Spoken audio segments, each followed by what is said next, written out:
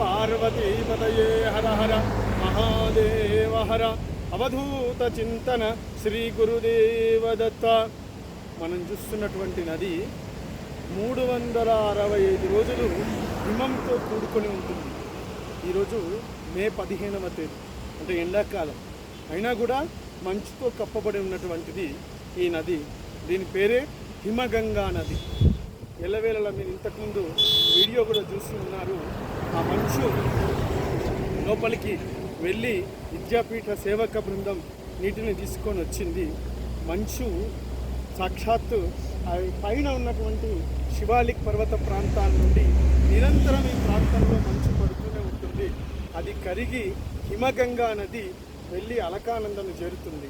ఇటువంటి పవిత్రమైనటువంటి జలాన్ని జలలింగార్చనలో భాగంగా విద్యాపీఠం తీసుకొని వస్తుంది. బద్రీనాథ్కు సుమారు 23 కిలోమీటర్ల దూర ప్రాంతంలో ఈ హిమగంగా నది ప్రవహిస్తూ ఉంది. ఇటువంటి అరుదైనటువంటి తీర్థాలను విద్యాపీఠం సేకరణ చేసి ఉంది. ఈ జ్ఞానాన్నంతా కూడా భవిష్యత్ తరాల వారికి అందించడమే ప్రధానమైనటువంటి ఉద్దేశంగా ఈ కార్యక్రమం నిర్వహణ చేస్తూ ఉంది.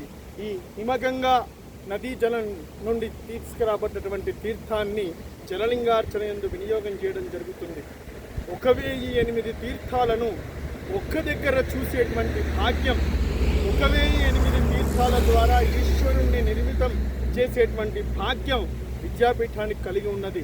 తప్పకుండా జలలింగార్చనలో పాల్గొని ఈ 1008 నదుల తీర్థాల నిర్మితమైనటువంటి శివలింగాన్ని చూసి అభిషేకం చేసి ధరించవలసిందిగా ఆహ్వానిస్తూ జై గురుదత్త, జై జై గురుదత్త.